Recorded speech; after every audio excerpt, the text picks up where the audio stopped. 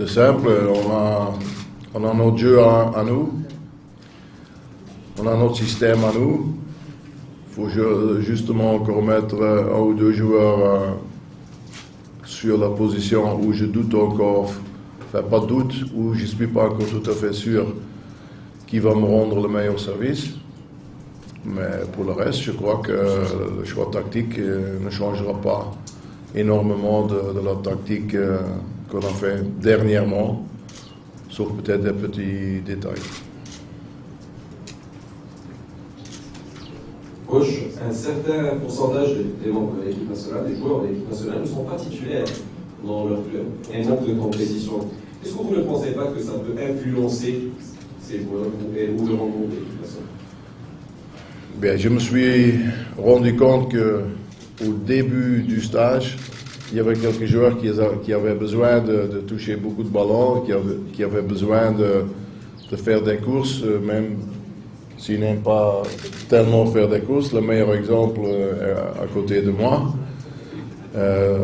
Si tu les compares au début et à la fin, il y a un monde de différence. Donc je crois que, bien sûr, ça fait toujours mal au cœur de voir tes joueurs sur le banc à gauche et à droite. D'un autre côté, ils ont leur fierté, et le capitaine en fait preuve, ils ont leur fierté pour montrer dans leur équipe nationale qu'il faut tenir compte avec eux dans le club où ils jouent. Et c'est pour ça que je suis sûr que ça leur donne une motivation supplémentaire pour jouer des gros matchs, parce qu'alors, s'ils retournent dans leur club, leur entraîneur va se dire « Merde, comment ça se fait qu'il a été si bon à la CAN ? Je vais lui donner sa chance. » Donc ils ne jouent pas seulement pour leur pays, ils jouent aussi pour avoir leur place dans leur équipe en Europe quelque part. Capitaine Sina Khaja, on sait que la force d'une équipe, c'est l'état d'esprit du groupe. Alors cet état d'esprit, à la veille de ce début de compétition, comment est-il? Je vais vous donner le micro. Ça. Je peux vous assurer que l'état d'esprit est très bon, l'équipe est confiante.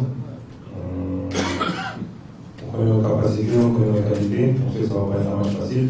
Et comme on le sait tous aussi, on sait que dans une compétition aussi importante, le premier match est toujours le plus important. Parce que le remporter, ça veut dire aussi prendre un meilleur dans cette compétition. Et voilà, les joueurs sont confiants, ils sont sereins. Pour la plupart d'entre eux, ça sera la première Coupe d'Afrique. Mais je peux vous dire qu'ils n'ont pas de pression. Donc voilà, mais je peux vous dire qu'il y a un très bon état d'esprit, on s'est très bien préparé, que ce soit à Marbella, que ce soit les 3 jours qu'on est ici à Libreville, on était très bien accueillis, dans de très bonnes conditions. Donc voilà, je pense que oui, pour moi, de la part des joueurs, le moral est au mieux et on est prêt pour commencer demain.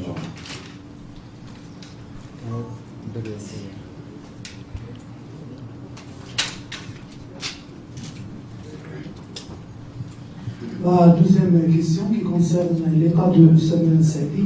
Est-ce que Oussama est prêt de jouer le premier match contre la Chine? Oui, tout à fait.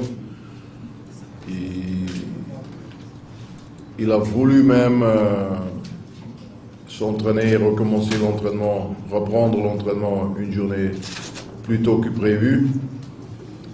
Et après avoir discuté avec le docteur, j'ai donné le feu vert. Donc il est prêt. Ils sont pas de douleur pour le moment. Il faut toujours faire un peu attention avec les matchs qui suivent tous les 3 jours. Donc il faut voir la réaction. Si jamais il commence le match, il faut voir la réaction après le match. Et puis prendre la décision dans les jours qui viennent pour la suite des événements. Mais pour le moment, pour commencer le match, il est en état de jouer. Aussi, il est resté face à la Tunisie, la dernière confrontation officielle en Coupe d'Afrique des Nations en 2004. Est-ce qu'il n'y a pas vraiment un esprit de revanche chez les joueurs qui ont participé à cette campagne?